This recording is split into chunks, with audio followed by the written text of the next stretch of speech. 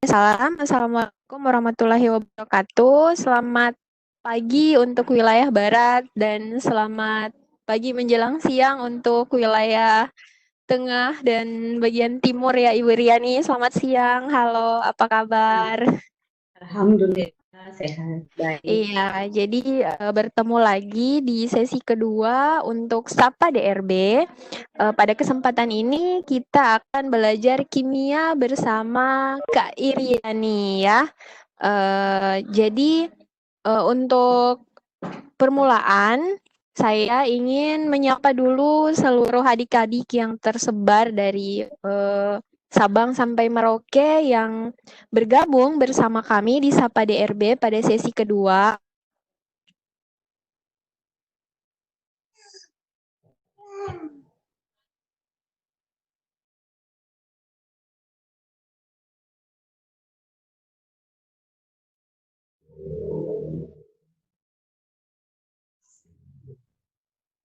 Ya, halo Ibu Dian.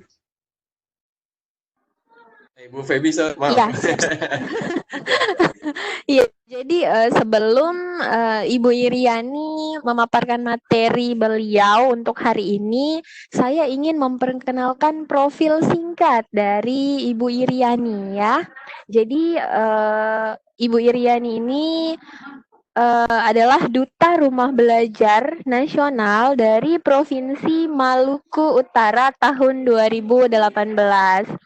Bernama lengkap Iriani SPD MPD. Beliau menyelesaikan pendidikan sarjana di bidang kimia dari FKIP Negeri Haluoleo Kendari dan lulus tahun 2000. Menyelesaikan magister beliau pada bidang pendidikan kimia Universitas Pendidikan Indonesia lulusan tahun 2009.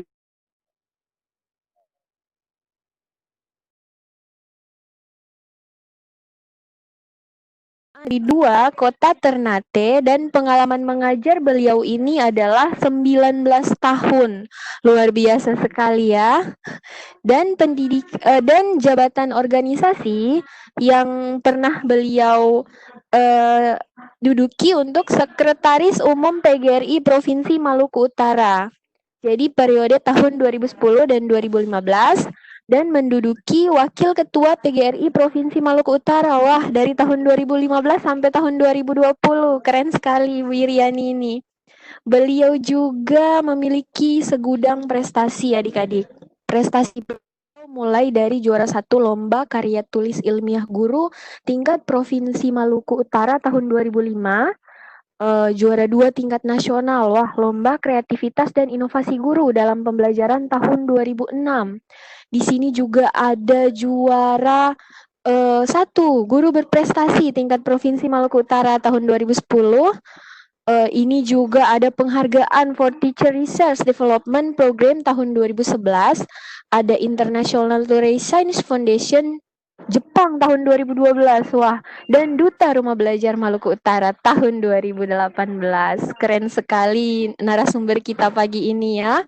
Ya, jadi kita langsung saja. Kak Iriani akan membawakan materi titrasi asam basa kelas 11.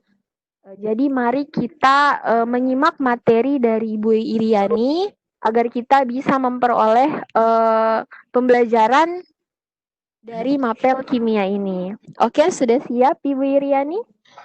Insya Allah siap. Oke, iya. Saya berikan kesempatan kepada Ibu Iriani. Dipersilahkan.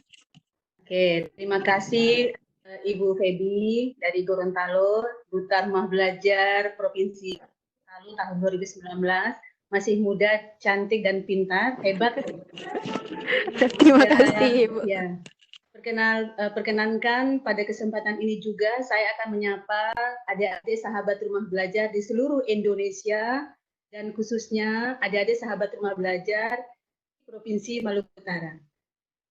Selamat siang Indonesia, selamat pagi dan salam sejahtera untuk semua. Assalamualaikum warahmatullahi wabarakatuh. Pada kesempatan ini saya akan menyampaikan materi tentang titrasi asam basa. Nah, adik-adik sahabat belajar pasti pernah makan bakso. Nah, kalau makan bakso, kalau tanpa cuka, pasti rasanya tuh kurang pas gitu. Nah, tahu tidak apa sih kandungan dari komposisi dari cuka dan manfaat dari cuka itu sendiri? Nah, ternyata cuka manfaatnya adik-adik. Contohnya di sini kalau kita kenal beberapa macam cuka, umpama ada cuka apel, cuka beras, cuka putih, ya, dan macam-macam yang lain itu sangat bermanfaat untuk kehidupan kita. Nah, berbicara tentang titrasi asam basa, maka materi kita pada siang hari ini yaitu terdiri dari titrasi dalam kehidupan atau titrasi asam basa dalam kehidupan dan titrasi asam basa. Dan kita akan belajar tentang kurva titrasi asam basa. Kemudian nanti ada latihan soal dan ditutup nanti dengan quiz kahol. Oke. Nah, kita lanjut untuk kompetensi dasar hari ini. Adik-adik, tujuan pembelajaran kita yaitu pertama untuk kompetensi dasarnya 3.13 yaitu menentukan konsentrasi lautan asam atau basa berdasarkan data hasil titrasi asam basa. Kemudian 4.13 yaitu merancang, melakukan, dan menyimpulkan serta menyajikan hasil percobaan titrasi asam basa. Nah, seperti sudah disampaikan di awal tadi bahwa titrasi itu merupakan salah satu teknik analisis kimia secara kuantitatif yang dipakai untuk menentukan konsentrasi sebuah larutan. Nah, pada proses titrasi ini biasanya kita menggunakan larutan standar yang telah diketahui konsentrasi ya, dengan tepat. Nah, tadi sudah disampaikan juga bahwa materi kita yang pertama yang akan kita bahas ini yaitu titrasi asam basa dalam kehidupan. Tadi saya menyampaikan bahwa cuka sebagai fokus pelajaran kita hari ini, di mana manfaat cuka itu sangat banyak yang kita bisa dapatkan. Pertama, contoh buah-buah cuka yang difermentasi dari buah-buahan itu ternyata dapat bermanfaat untuk pelarut kalsium dan zat besi dalam senyawa. Kemudian cuka juga dapat mencegah pengapuran pembuluh darah dan menurunkan tensi darah. Nah, bagi yang darah tinggi itu ternyata kita perbaiki dengan mengkonsumsi cuka. Selain itu, pasti ada sahabat rumah belajar yang asik belajar pernah mengalami yang namanya sakit mah. Pasti sakit itu perutnya. Nah, apa yang menyebabkan sakit mah? Ternyata sakit mah itu karena kelebihan larutan asam klorida yang terdapat di dalam lambung kita. Tapi sebenarnya larutan asam klorida di dalam lambung itu membantu pencernaan manusia. Namun jika berlebih maka akan menyebabkan sakit mah yang adik-adik biasa rasakan. Biasanya untuk meredakan sakit mah, adik-adik biasa mengkonsumsi obat yang namanya antacid yang bertujuan untuk meredakan sakit mah karena di dalam obat antacid tadi mengandung senyawa basa. Nah, kedua hal tersebut ini adalah maksud atau implementasi titrasi asam basa dalam kehidupan sehari-hari. Nah, menarik kan? Kita lanjutkan. Selain yang sudah disampaikan tadi, ternyata cuka juga dapat membasmi virus atau kuman dalam kamar tidur dengan uap. Maka dengan uap cuka dapat mencegah terjadinya influenza dan penyakit menular lainnya. Contohnya sekarang kan lagi corona nih, virus corona yang paling ditakuti seluruh dunia. Ternyata salah satu teknik untuk menghindari virus itu adalah menggunakan atau memanfaatkan uap cuka di dalam ruangan tempat tinggal kita. Selain itu, dengan minum cuka apabila mabuk berat akan lebih cepat bebas daripada rasa mabuk. Nah, setelah konsumsi makanan berlemak terlalu banyak, maka bisa kita buatkan beberapa kuah bercuka untuk menghilangkan lemak serta untuk mempermudah pencernaan makanan. Cuka juga bisa kita manfaatkan sebagai bumbu masak untuk dan membantu mengatasi berbagai masalah dalam rumah. Misalkan membersihkan barang-barang yang terbuat dari stainless agar lebih mengkilap.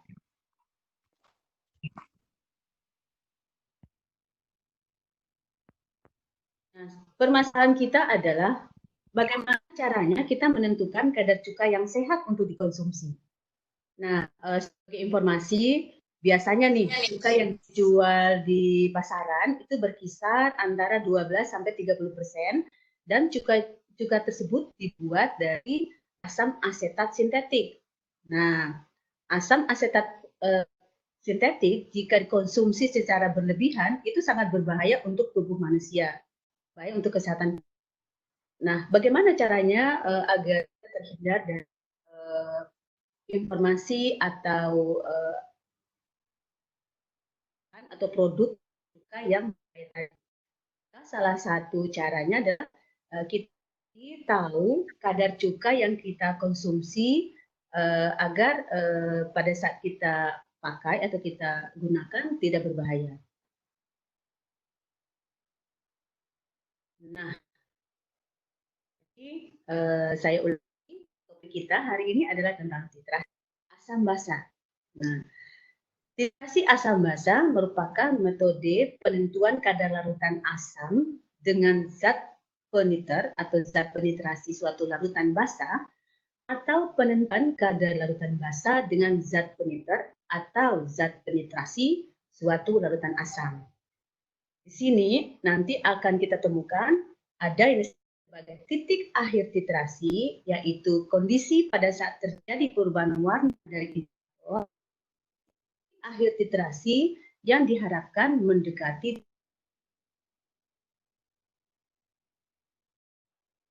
Bagaimana cara dirancang asam basa?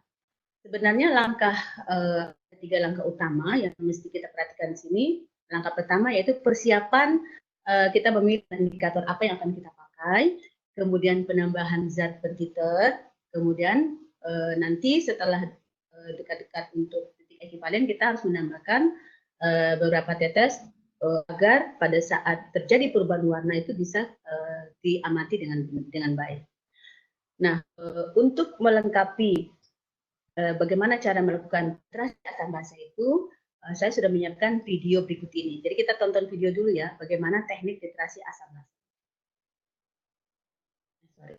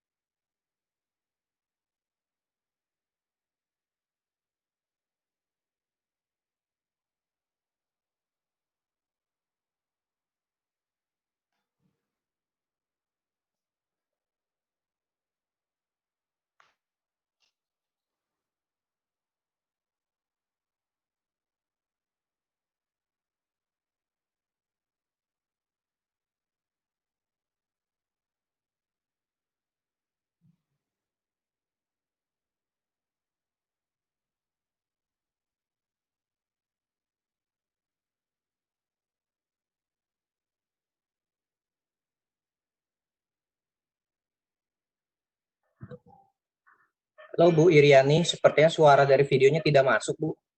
Oh, baik. Sebelum share screen, sebelum share konten, Ibu bisa pilih settingannya yang for motion or audio or video, Bu. Baik, saya coba lagi ya. Bu bisa stop share-nya dulu. Nanti pas ketika mau share, di pilihan atasnya itu adalah ada pilihan for for video or motion.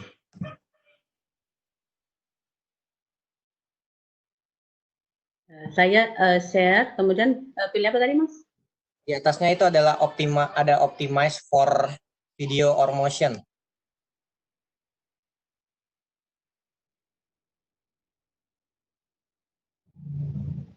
Udah, maaf.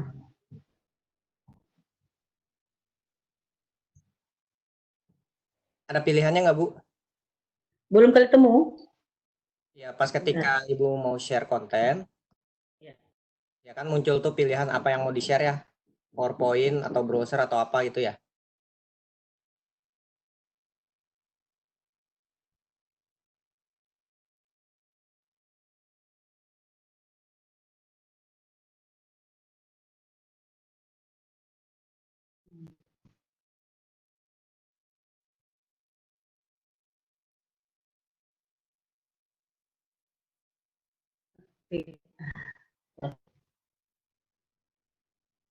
Untuk adik-adik mohon bersabar ya.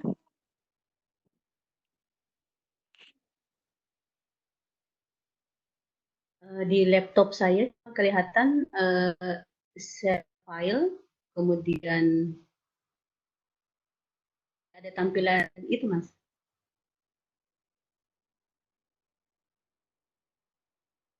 Coba di-share ulang saja, Bu.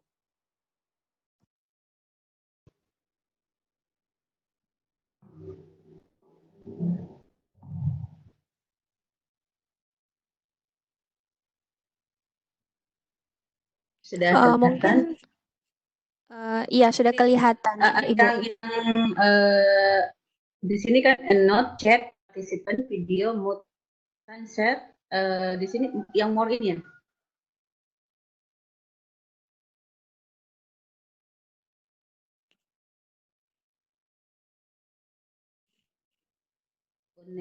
Connect to device atau tadi apa, Mas, tadi? Itu ketika sebelum Ibu melakukan share, pas pilih menu share, nanti kan ada pilihannya apa yang mau di-share kan, ada browser, ada PowerPoint dan sebagainya. Nah, di atas kotak-kotak itu ada pilihannya optimize for video or motion, supaya nanti suaranya bisa keluar.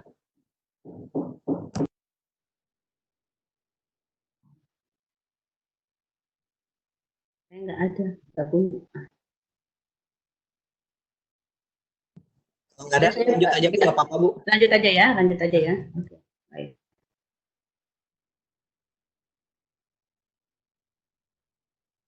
Oke, saya ulangi. Sekarang kita lanjut dulu.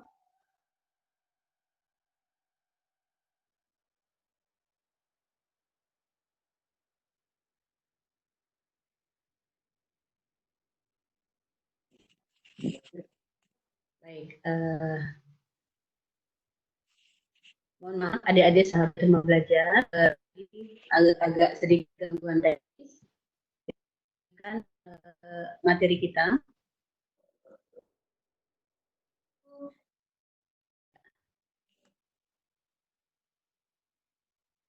Baik.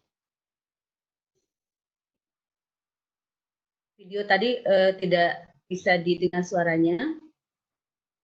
Mungkin saya akan lanjut saja untuk langkah-langkah pengerjaan supaya lebih mungkin bisa nyambung dengan video yang tadi bisa didengar suaranya. Pertama, untuk langkah-langkah pengerjaan titrasi, kita melakukan langkah pertama yaitu pengukuran volume larutan yang akan dititrasi. Di sini disebut sebagai titran dan sebagai petitar disebut titran.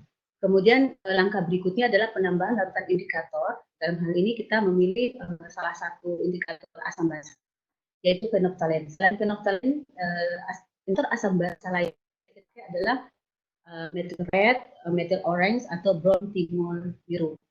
Kemudian kita akan mengisi buret dengan larutan NaOH. Selanjutnya melakukan penetesan larutan NaOH ke dalam larutan HCl melalui buret. Kemudian langkah terakhir penentuan volume larutan NaOH yang telah terpakai. Nah, nanti data dari hasil titrasi tersebut akan terlihat seperti gambar berikut ini. Dari volume awal sampai volume akhir nanti kita lihat dan kita buat grafiknya pada papan grafik atau kertas grafik seperti tampilan di layar. Materi kita selanjutnya itu tentang kurva titrasi. Nah, kurva titrasi ini seperti disampaikan tadi bahwa kurva titrasi ini berdasarkan reaksi basa, yaitu ada yang disebut sebagai kurva titrasi asam kuat terhadap basa kuat, kemudian kurva titrasi asam lemah terhadap basa kuat, kemudian ada kurva titrasi basa lemah terhadap asam kuat.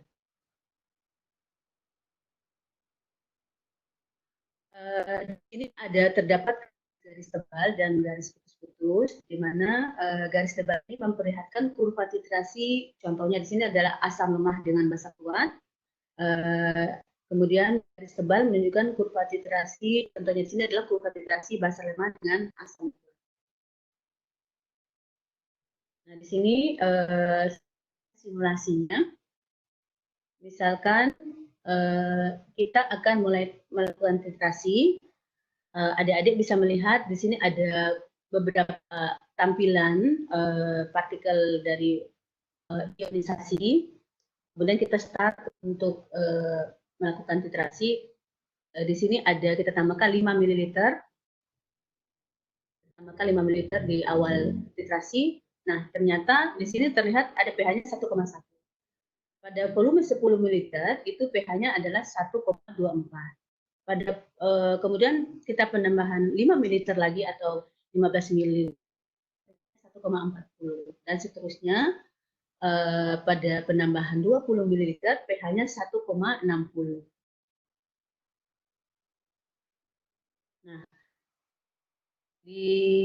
Nah, yang di sini tadi kita lihat pH di awal tadi adalah sebesar 1. Di sini kita ingat bagaimana cara menentukan perhitungan membuat larutan, menentukan konsentrasi awal, yaitu di mana volume ekivalen asam itu sama dengan mol ekivalen basa, di mana volume NaOH harus yang kita titrasi sini adalah sebesar 50 ml dengan konsentrasi adalah 0,2 molar. Nah, di sini konsentrasi asamnya adalah 50 ml dikali dengan 0,2 mol, sebesar akhirnya adalah sebesar 0,1 molar. pH-nya di sini adalah 1. Ini. Itu asal muasal untuk contoh perhitungan pH. Ini dilakukan secara simulasi saja, tetapi perhitungan secara teoritis bisa kita lihat pada materi berikutnya.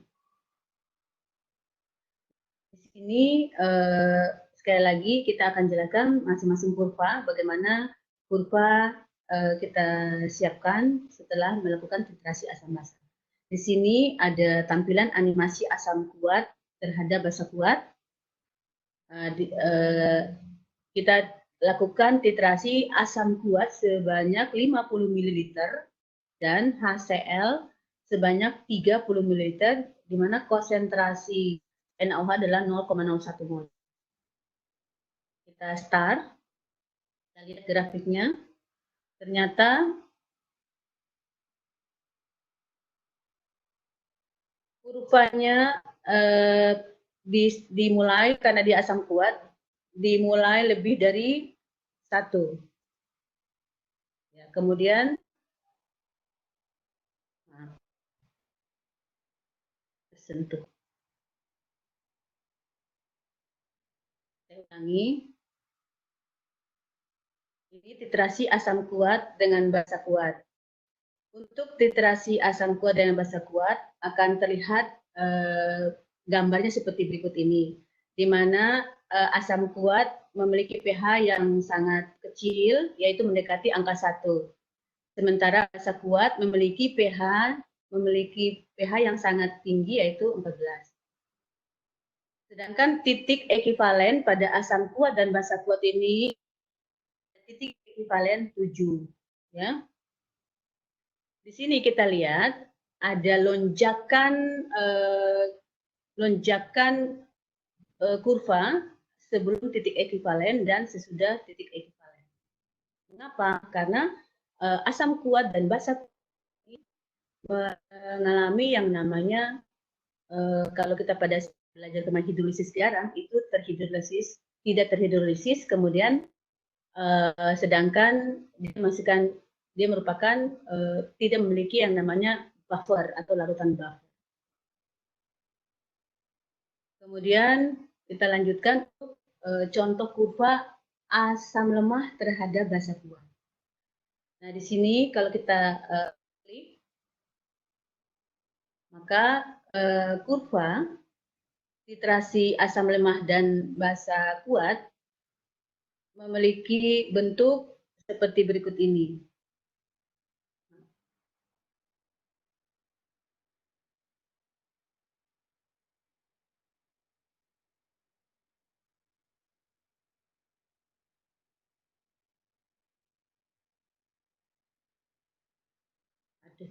Maaf, ini salah pencet.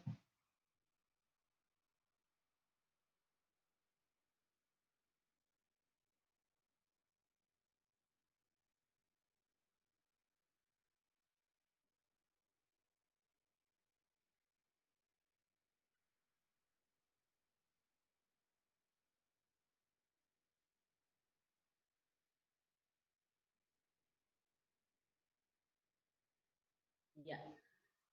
Kurva titrasi asam lemah dengan basa kuat memiliki titik ekuivalen di atas 8, sedangkan titik awal titrasi dimulai dari pH di atas 3. Nah, seperti ini gambar.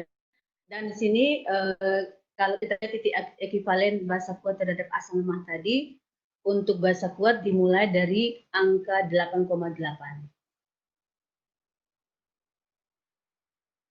Sedangkan asam kuat terhadap basa lemah di titik ekuivalennya itu kita lihat di sini sebesar 5,2. Untuk titik awal titrasi dari asam kuat basa lemah tadi itu ternyata di start mulai dari mulai dari angka 1 seperti ini. Dan pH-nya naik secara sedikit demi sedikit. Tidak terlalu terjadi perubahan yang sangat signifikan. Nah, untuk perhitungan titrasi asam basa, di sini kita menggunakan persamaan, yaitu jumlah gram ekuivalen asam itu sama dengan jumlah gram ekuivalen basa, di mana larutan asam untuk larutan asam berlaku persamaan, yaitu jumlah grek sama dengan jumlah mol kali konsentrasi asam, kemudian larutan basa berlaku jumlah grek sama dengan jumlah mol dikali konsentrasi basa, jumlah valensi basa, di mana normalitasnya adalah jumlah grek per volume, kemudian jumlah grek asam sama dengan jumlah grek basa. Untuk rumus yang simple, ini cara menghitungnya adalah konsentrasi asam sama dengan mol dikali dengan jumlah konsentrasi asam, jumlah valensi asam total per volume total.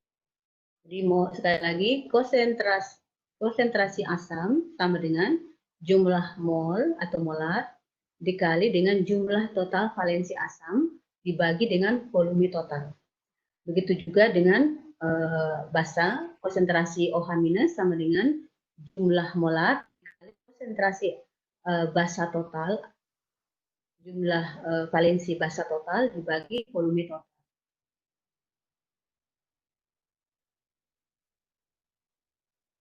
Nah, sekarang kita masuk ke materi latihan. Di sini latihan yang pertama adalah sebanyak 20 ml larutan HCl dilakukan dengan larutan NaOH 0,1 dan digunakan indikator penoptelen. Ternyata perubahan warna terjadi sesudah penambahan NaOH sebanyak 25 ml. Tentukan kadar asam klorida dalam larutan titrasi tersebut. Nah, di sini cara menyelesaikan soal seperti ini yaitu pertama kita hitung dulu konsentrasi dari larutan penitren atau basa yaitu NaOH. di mana 0,1 molar terdapat dalam 25 ml. Di NaOH sebanyak 25 ml, konsentrasinya adalah 0,1 molar. Kita hitung 25 ml dikali 0,1 mol sama dengan 2,5 milimol.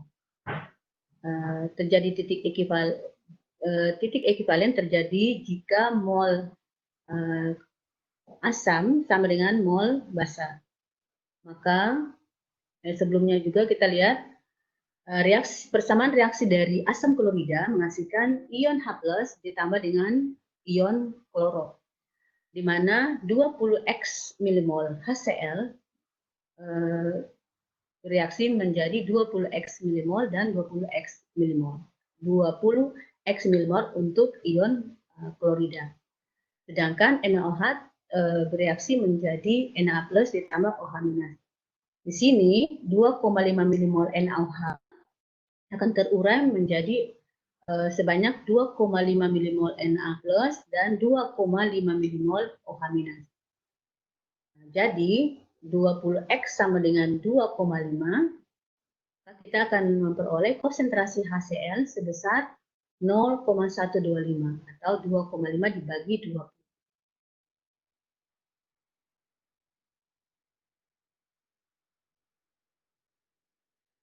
Latihan soal 2.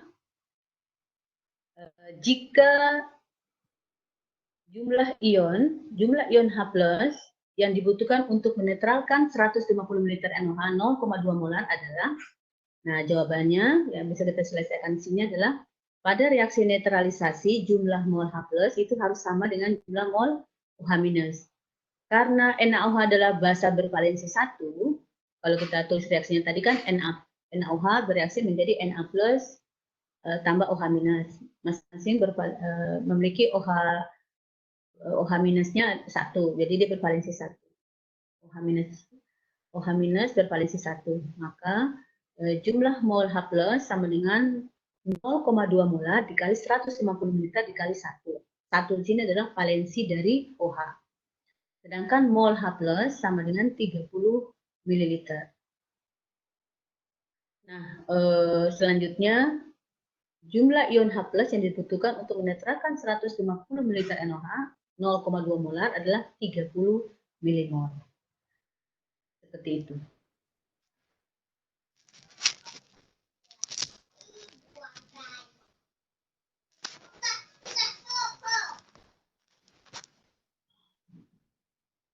Soal selanjutnya,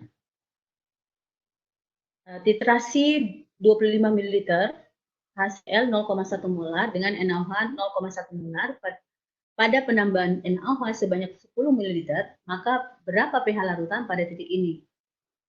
Di sini jumlah konsentrasi NaOH adalah 10 ml. 10 ml dikali 0,1 sama dengan 1 milimol. Sedangkan konsentrasi HCl adalah 25 ml dikali 0,1. Jadi 2,5 milimol. Sedangkan volume total campuran adalah 35 ml. Yaitu 25 ml HCl ditambah dengan 10 ml NaOH. Jadi konsentrasi H+ adalah 2,5 dikurangi 1. 2,5 itu dapat dari mana? Yang tadi 25 ml dikali 0,1 molar. Hasilnya adalah 2,5 milimol. Dikurangi 1. 1 yang mana? 1 itu diperoleh dari 10 ml dikali 0,1 molar punyanya NaOH, yaitu 1 milimol. Dibagi dengan volume total campuran, yaitu 35 ml. Maka hasilnya adalah 0,6428 atau 6,42 kali 10 pangkat 6. pH sama dengan min log H+, yaitu min log 6,42 kali 10 pangkat min 2. Hasilnya adalah 2 kurang log 6,42 atau sebesar pH-nya adalah sebesar 1,7.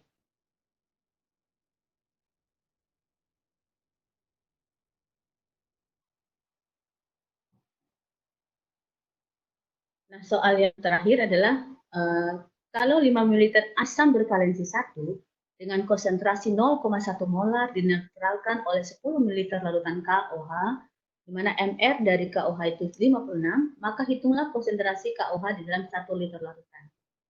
Di sini kita menghitung jumlah valensi dikali konsentrasi dikali dengan volume daripada asam.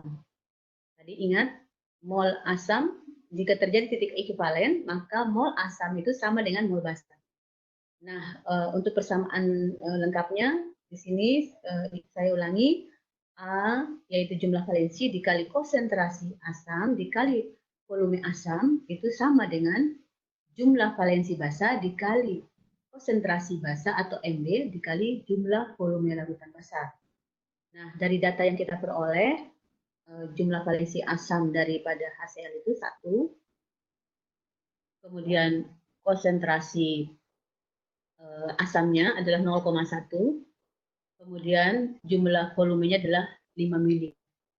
Kemudian untuk basa itu volume dari KOH, jumlah valensi dari KOH itu adalah 1, di mana jumlah OH-nya 1.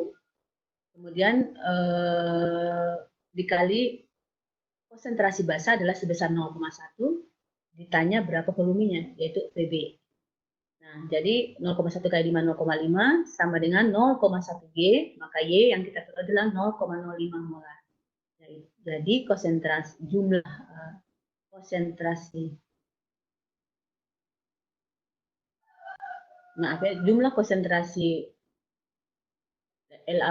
KOH yang akan kita larutkan adalah 0,05 ml.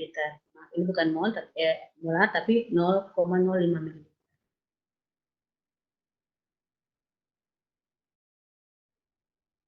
Nah, selanjutnya, oke, sekarang adik-adik untuk menguji pemahaman Anda semua, kita akan masuk untuk bermain kuis, tapi sebelumnya saya kembalikan dulu ke moderator, mungkin ada hal-hal yang mau ditanyakan sebelum kita bermain kuis. Silakan.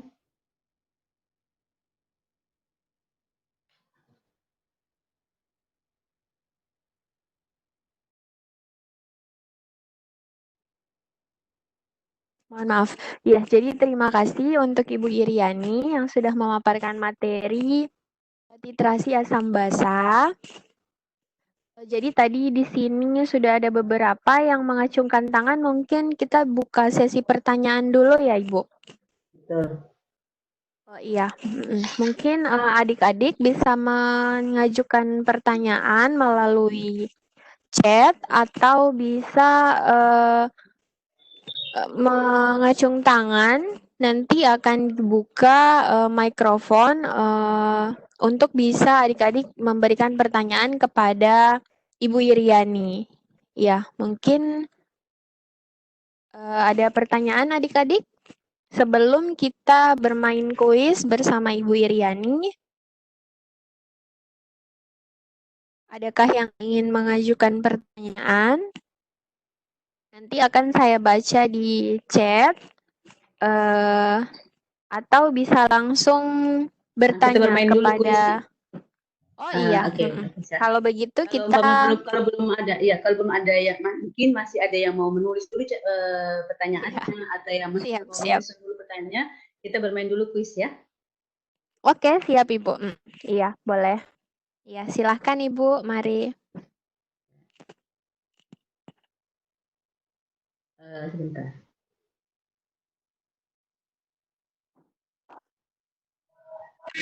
Saya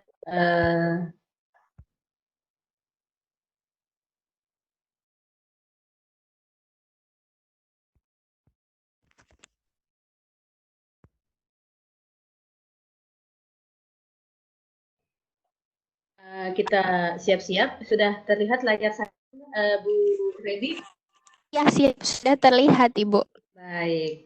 Kita akan bermain kuis. Adik-adik di rumah siapkan HP Android-nya, kemudian kita start bersama.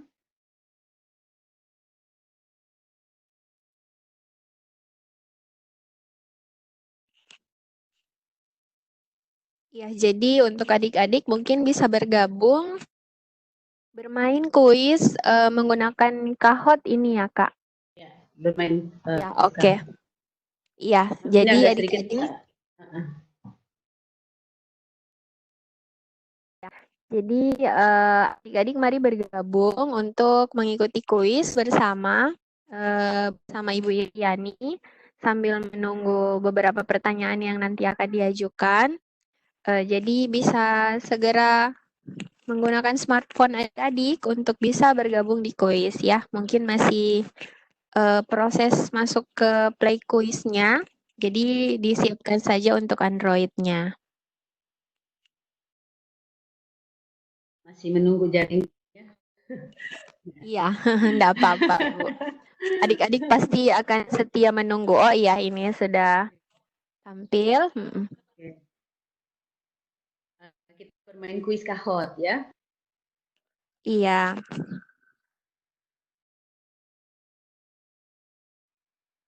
Jadi adik-adik mohon sabar untuk bisa menampilkan join kuisnya ya. Oke, sudah kelihatan Bu Feby, tolong dibacakan. Iya, siap sudah. Game pinnya sudah ada. Game pin untuk kuis kahot pagi menjelang siang ini adalah 90800. Jadi adik-adik ayo bergabung bersama kami untuk ikut. Oke, sudah ada yang masuk 1 player, 2 player. Oke, ayo kita bergabung bersama-sama. Ayo, semuanya kita bermain. Iya, kita main. Saya boleh gabung juga nggak, Ibu? Boleh dong, boleh dong. Kan tadi saya ikut materinya juga. Iya. Ayo adik-adik kita bergabung untuk ikut kuis kahot mata pelajaran kimia ya. Jadi oh iya ini sudah ada beberapa pertanyaan nanti akan saya bacakan setelah kuis selesai ya. Ini ada 2 orang sudah masuk. Nanti kalau kuis kahotnya selesai akan saya bacakan. Ya, ayo adik-adik bergabung. Ini pesertanya lumayan banyak. Ya, ayo. Berapa orang Mbak Feby? Di sini ada 90, Ibu. 90. Alhamdulillah. Ya, adik Andini mengacungkan tangan. Sabar adik ya. Kita ikut kuis dulu, ayo. Ikut kuis dulu, nanti setelah kuis baru akan dibuka sesi pertanyaan ya. Ayo, ini sudah 11 orang. Mana yang lain? Gabung, ayo.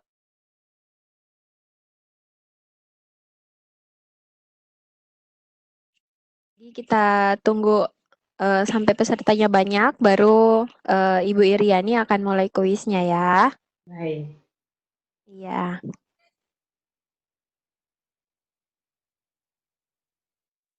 Ayo. Oh iya, tunggu lagi loading katanya Bu. Iya, ditunggu. Iya, ditunggu adik Muhdat. Iya, ditunggu. Ndak apa-apa. Ayo. Katanya di chat ini Ibu, tunggu lagi loading katanya. Iya, ndak apa-apa kok. Ayo, sudah 19 player ini. Iya, karena mungkin jaringan juga kasihan ya, Bu ya. Iya. Iya, di daerah saya Indonesia. juga jaringannya Indonesia Timur juga Barat. iya, cuacanya Agak lagi berbeda. tidak bersahabat. Iya. Mendung. Iya, tapi jangan lockdown ya, Bu ya.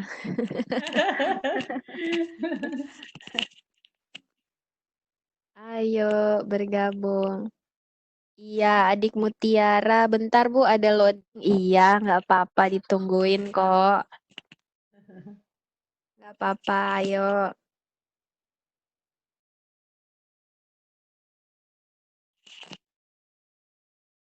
Waktunya masih banyak, jadi pasti ditungguin.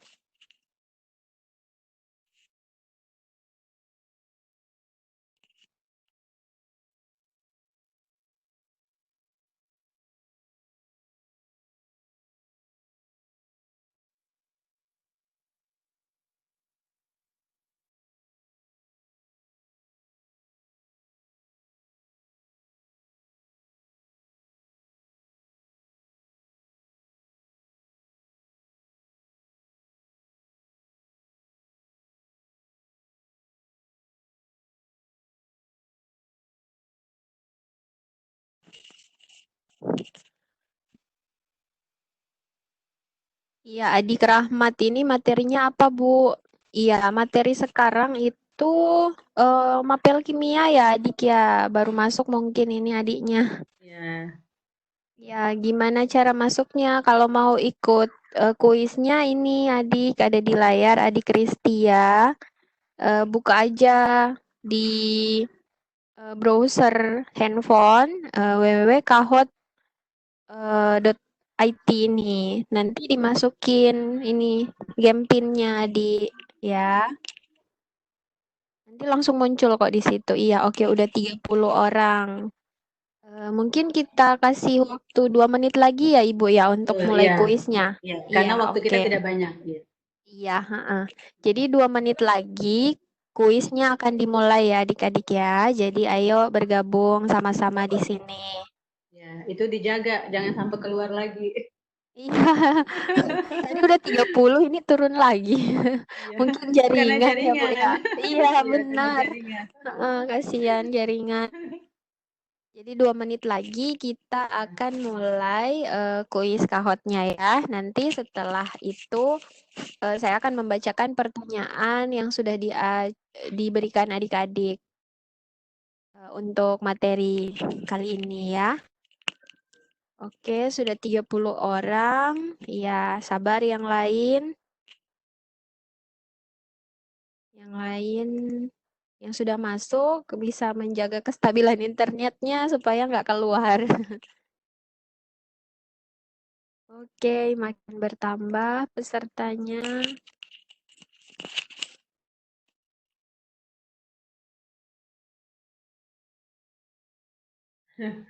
Jaringannya. Ya, 32. Oke, masuk lagi.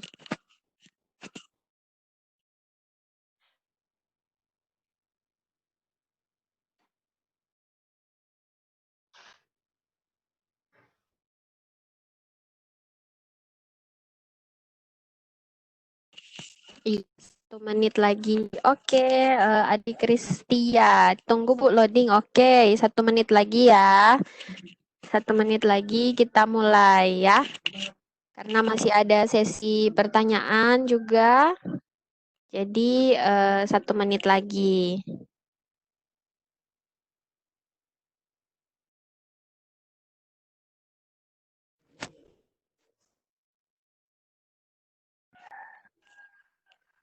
Oke, ayo gabung bersama kita.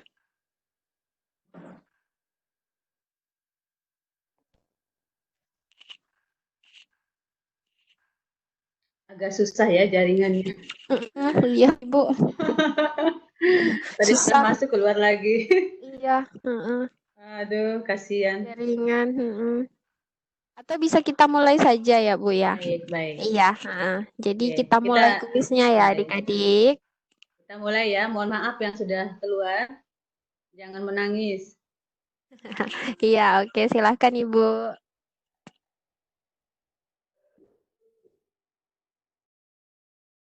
Baik, Bismillahirrahmanirrahim. Kita mulai ya. Di sini ada 7 pertanyaan. Pertanyaan nomor 1. Asam klorida tidak dapat melukai lambung sebagai organ pencernaan karena apa?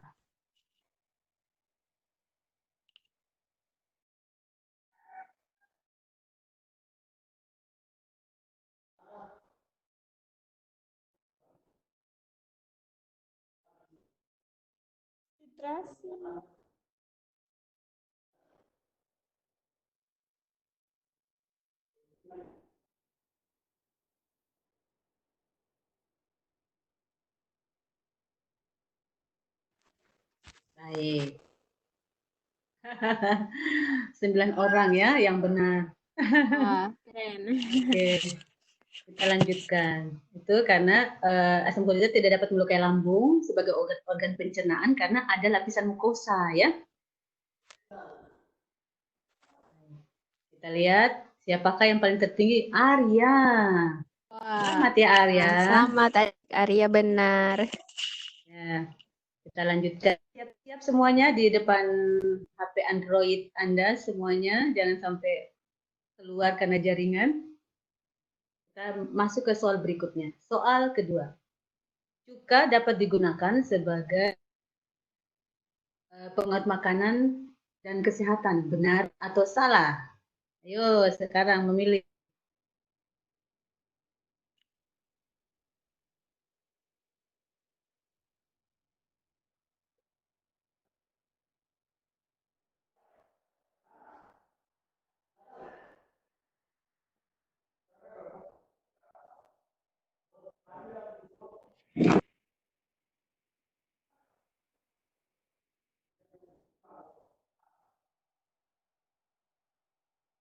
Oke, pasti benar ya.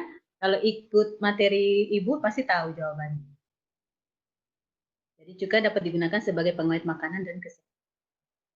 Kita lanjut. Oke, siapakah dia? Masih Arya, luar biasa. Keren Arya ya.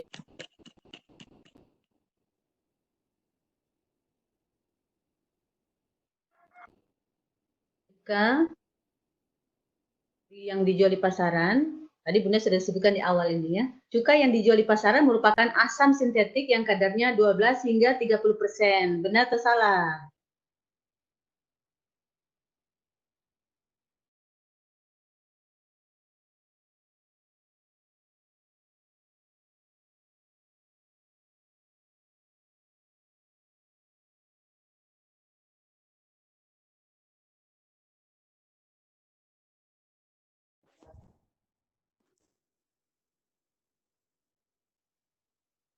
Oke, 20 orang menjawab benar. Siapakah paling teratas?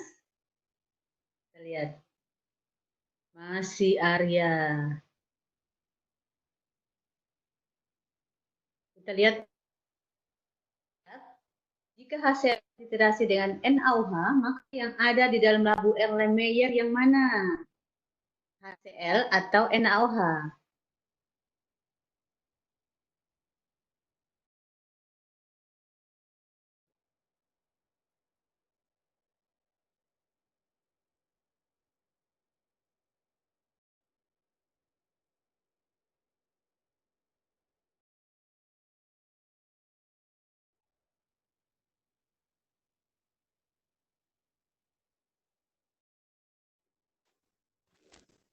Yes. Benar ya? Oke, kita lanjutkan. Kaget saya. Wow, hamba Allah naik. Baik, kita lanjutkan ya adik-adik. Pertanyaan nomor 5.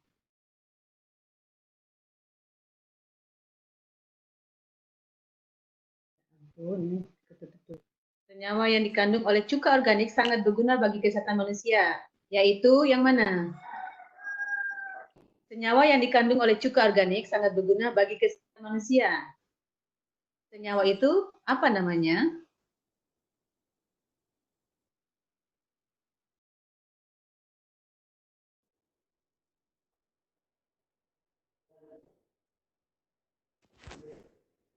Baik.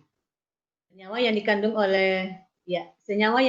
oleh cuka organik itu adalah polifenol ya. Makanya sangat bermanfaat untuk kesehatan manusia. Kita lanjut ya adik-adik. Siap-siap. Masih memimpin hamba Allah ya. Sangat cepat. Asar di posisi kedua. Baik. Pertanyaan 6.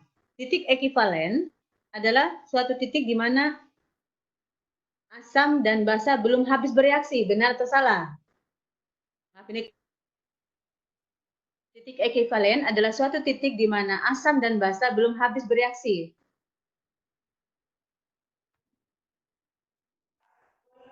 Di mana asam ya, asam dan basa.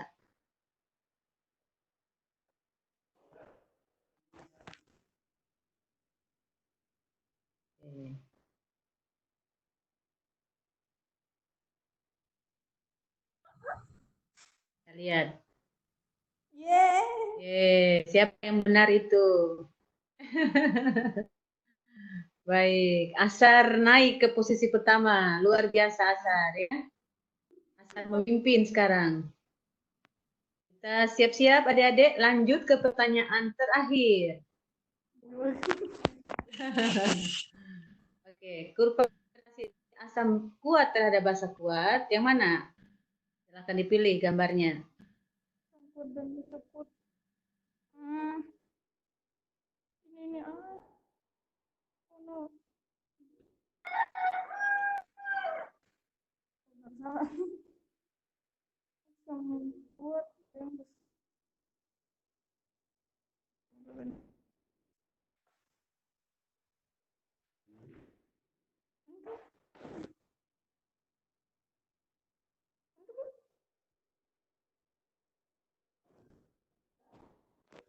Baik, jadi kurva titrasi asam kuat terhadap basa kuat pasti yang bentuknya seperti yang warna hijau itu, karena pH-nya 7 ya. Nanti kita bahas lagi pada pembahasan selanjutnya, kalau belum paham. Oke, siapakah yang akan muncul ke podium kita?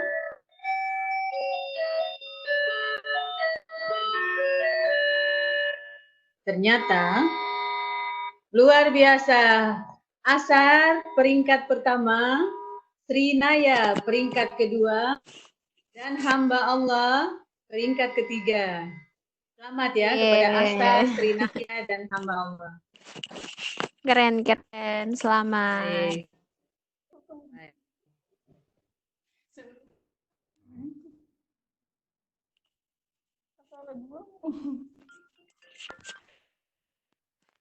Ya, oke. Jadi selamat buat 3 orang yang sudah menduduki posisi pertama, kedua, dan ketiga dalam kuis yang diberikan oleh Bu Iriani tentang titrasi asam basa ya. Jadi selamat.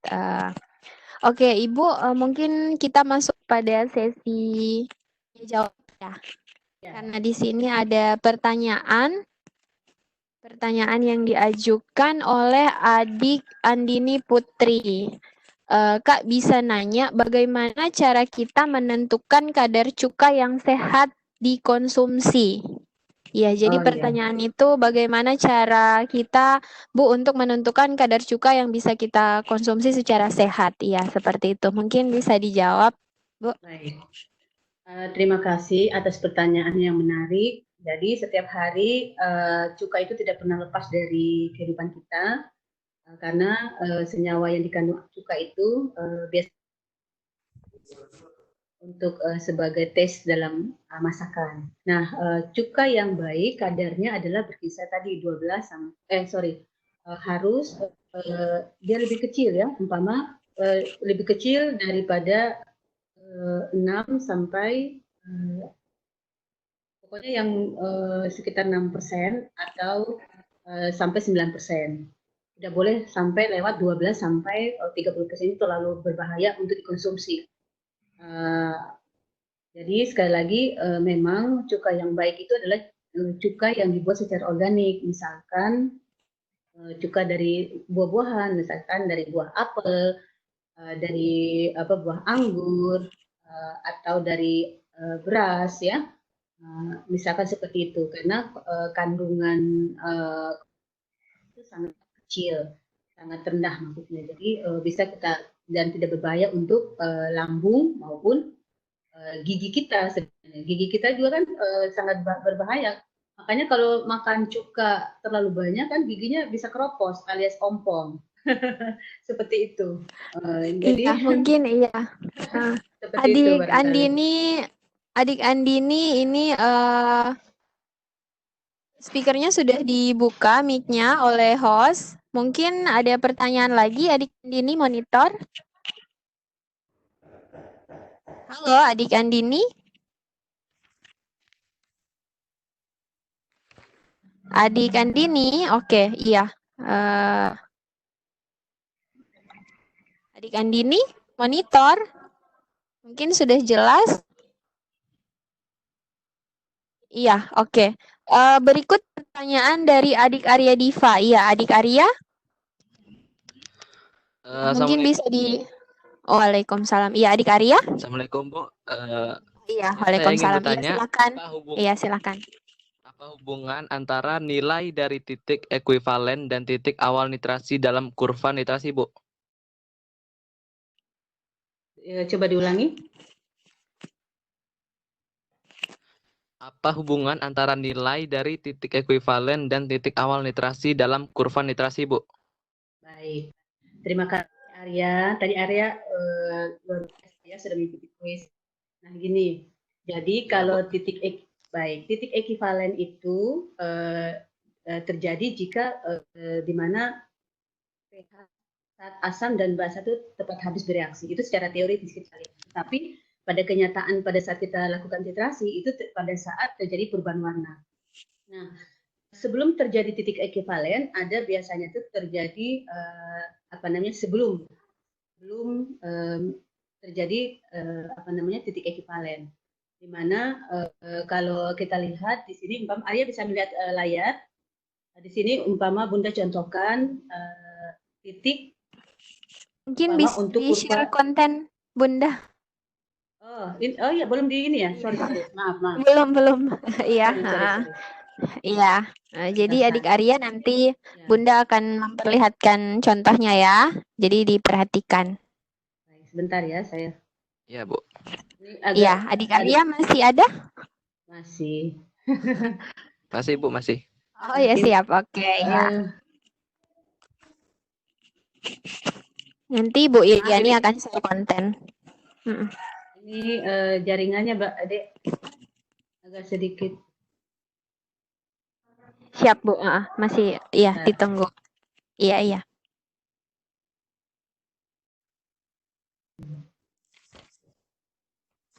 Aduh, ini jaringan. Malah. Iya Bu. Malah ini keluar dari ini, terlempar dari Webex. Bentar.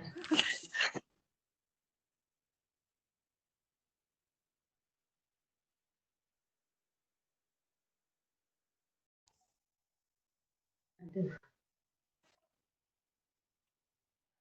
Bentar ya, ini Ibu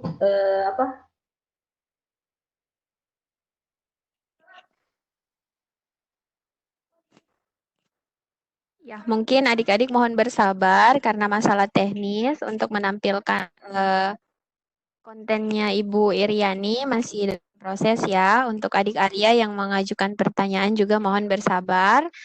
Dan adik-adik lain yang juga ingin mengajukan pertanyaan mohon bersabar juga ya. Jadi Ibu Iriani. Ini saya tutup dulu ya. Saya masuk lagi soalnya. Oh iya. Coba saya buka lagi ulang. Siap Bunda ya. Siap Bunda. Tiba-tiba hilang. Ya, jadi ya karena jaringan juga memang sekarang lagi tidak bersahabat, jadi adik-adik mohon bersabar untuk dapat menunggu Ibu Iriani menampilkan konten untuk menjawab pertanyaan dari adik Arya.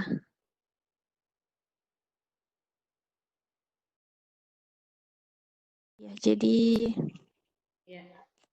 aduh, ini tidak bisa.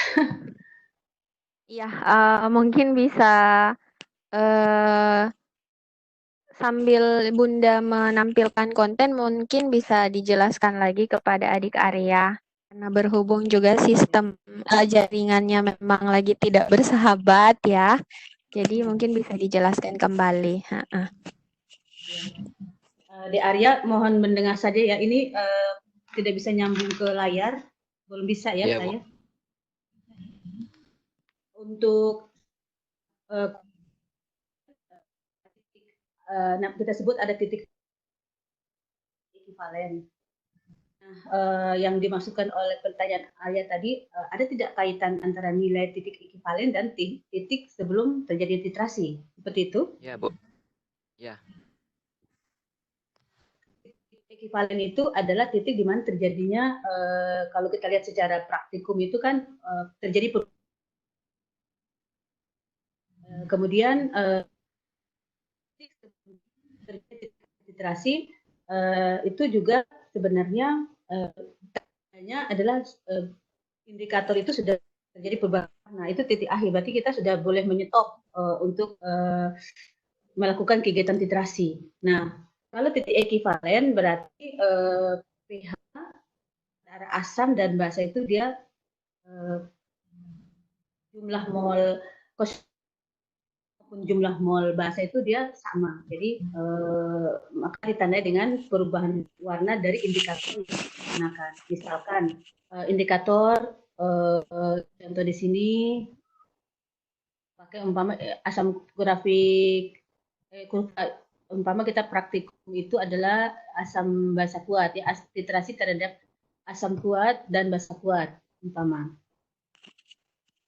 Maka di sini yang dimaksudkan dengan kurva titik ekivalen itu adalah titik umpama asam kuat itu pada saat kurva itu terjadi jumlah mol asam dan mol basanya sama, maka di situ terjadilah namanya titik ekivalen. Nah, pada saat kurvanya dia naik lagi, maka itu disebut dia sudah namanya titik akhir titrasi, bukan lagi titik ekivalen tapi namanya titik akhir titrasi. Jadi ada dua di sini, Arya, ada dua titik sebelum titrasi, titrasi dan titik akhir setelah titrasi. Titik akhir titrasi sebelum titrasi dan titik akhir titrasi. Yang pada saat mol asam dan mol basanya itu sama, maka itu kita sebut sebagai titik ekivalen. Seperti itu deh. Nah, Bunda sampaikan di sini kalau biasanya umpama asam kurva asam kuat dan basa kuat itu umpama di bawah 7, umpama kita menggunakan methyl red. Methyl red itu bisa kelihatan tuh pH-nya kan di bawah 4,2 sampai 6 ya. Kemudian kalau umpama bromtimol biru itu kan 7,6 ya, itu jadi warna biru jadi warna kuning kalau dia basah.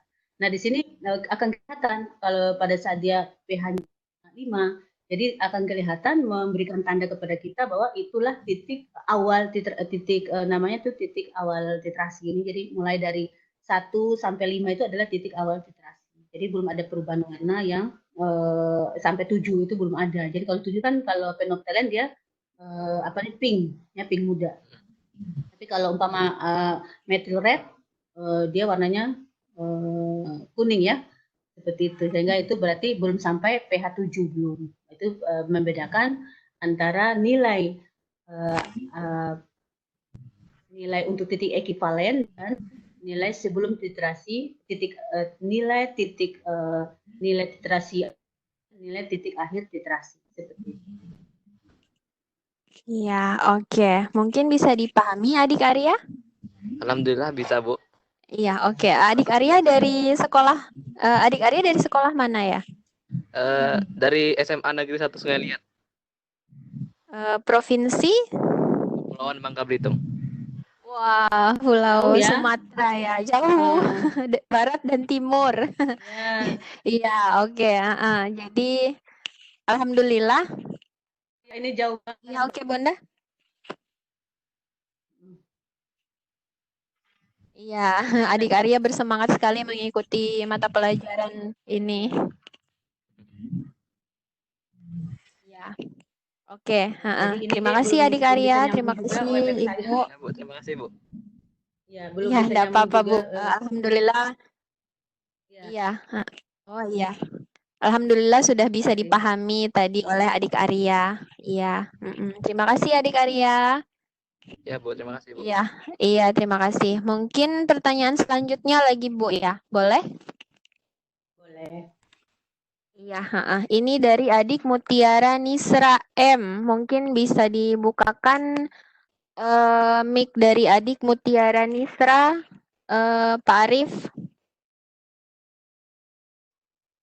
Ya, jadi pertanyaannya di sini bagaimana cara membaca kurva titrasi, cara melakukan titrasi yang benar. Ya, mohon penjelasannya. Oke. Ya, jadi adik Mutiara. Adik Mutiara? Iya, oke. Jadi adik Mutiara, iya, sudah terdengar suaranya adik.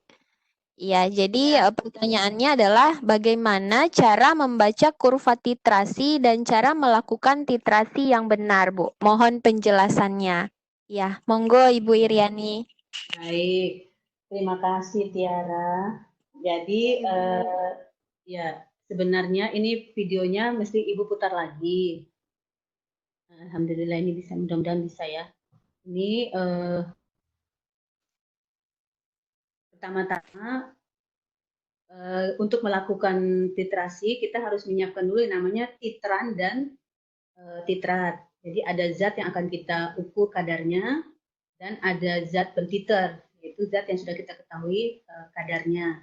Nah, untuk contoh di sini, misalkan kita asam cuka itu kan asam lemah. Nanti kita titrasi umpama dengan NaOH. Maka di sini nanti akan yang ditanyakan Tiara tadi kan langkah-langkah untuk melakukan titrasi. Jadi titrasi yang langkah-langkah titrasi yang pertama itu kita melakukan standarisasi dulu untuk melakukan pentitrat. Setelah selesai melakukan standarisasi untuk larutan penitratnya, kemudian kita siapkan larutan untuk titratnya. Kemudian setelah itu kita melakukan proses titrasi, di mana proses ini harus kita lakukan perlahan, tidak boleh terlalu cepat maupun terlalu lambat. Nah, kemudian yang paling penting lagi adalah kita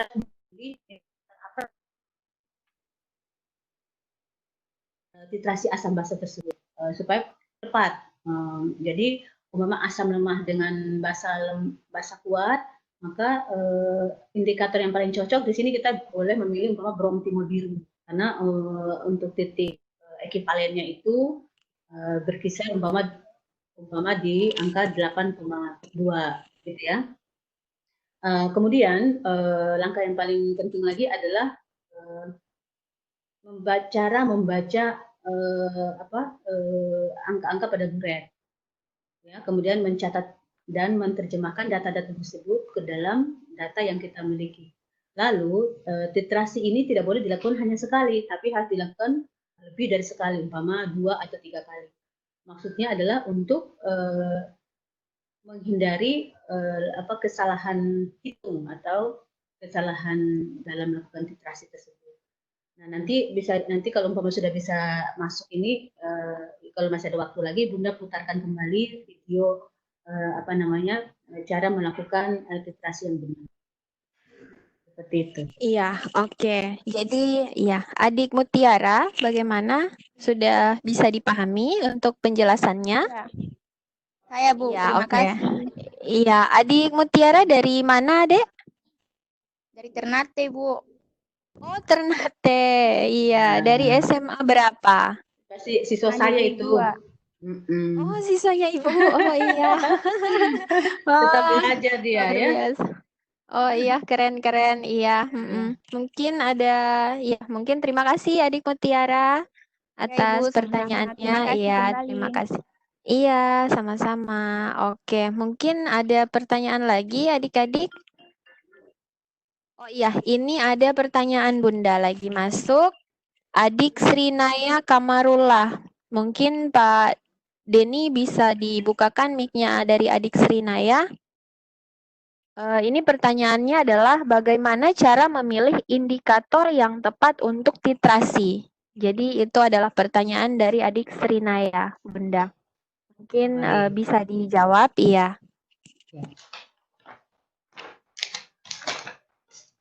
Baik. Tadi sudah dijelaskan oleh Ibu bahwa titrasi itu dilakukan untuk menghitung derajat asam atau basa dan kemularan satu lautan. Nah, yang paling penting di sini adalah kita harus tahu bahwa pH untuk asam dan basa itu berbeda-beda, di mana pH 1 sampai 6 itu adalah daerah asam. Kemudian pH 7 itu daerah netral, kemudian pH 8 sampai 14 itu adalah daerah basa. Di mana pH 13 sampai 14 itu adalah daerah basa kuat.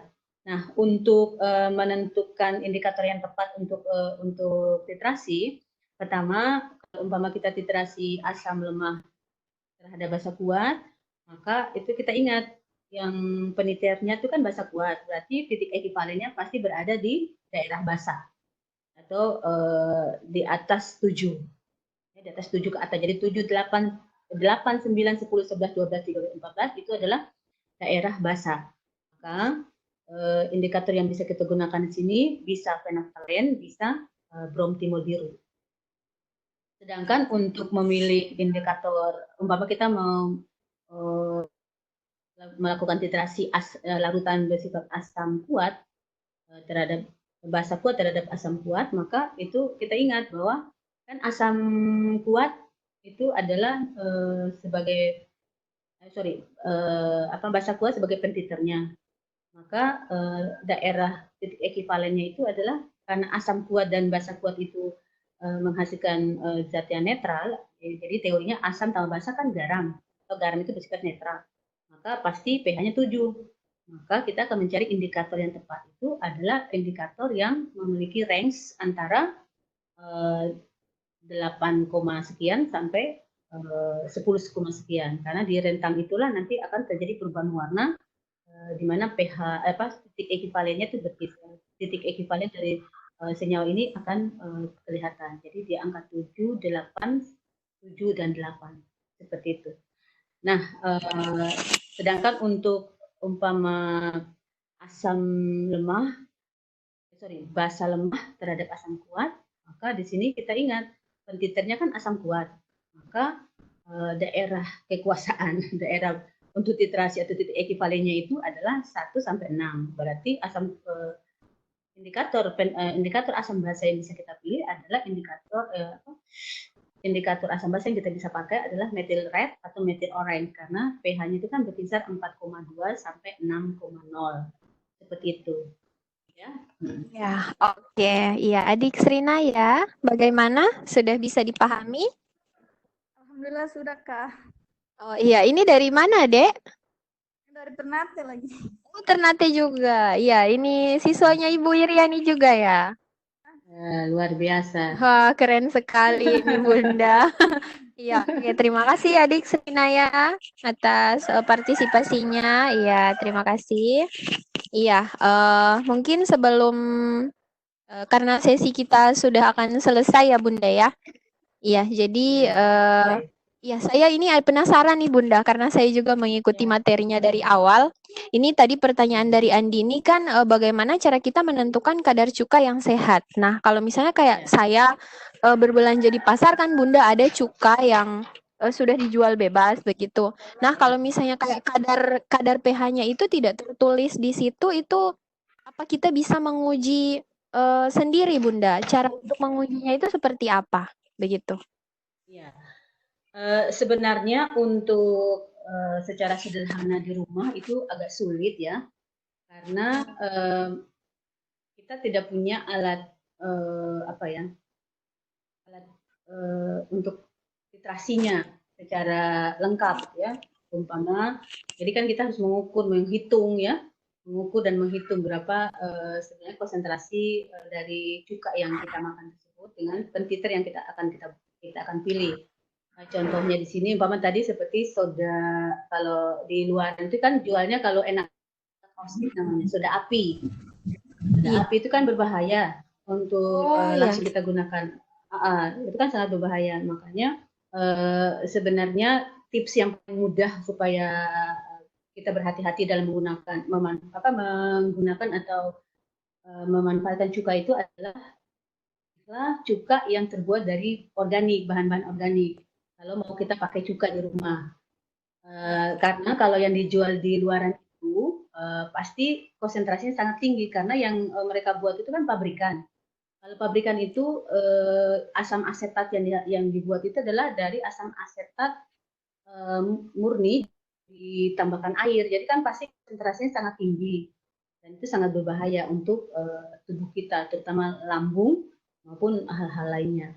Dan untuk sebagai informasi bahwa cuka organik itu kan hanya berkisar 2-6% saja konsentrasinya, jadi sangat rendah dan sangat baik untuk kesehatan kita. Jadi kalau terpaksa mau dibuat atau mau kita cari konsentrasi sebuah larutan, maka bisa juga kita pakai pipet. Jadi menghitung, kita bandingkan umpama pipet itu dengan buret, jadi tetesan buret dengan pipet yang kita gunakan. Tapi sekali lagi kita harus berhati-hati karena yang kita titrasi tadi kan ada asam lemah dengan basa kuat, seperti itu.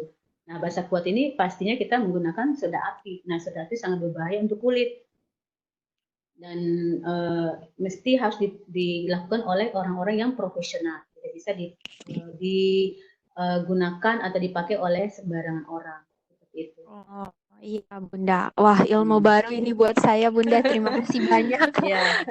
Iya, oke. Iya, jadi mungkin itu merupakan materi hari ini adalah titrasi asam basa. Saya juga mempelajarinya. Oh, ternyata sangat luar biasa sekali ilmu ini.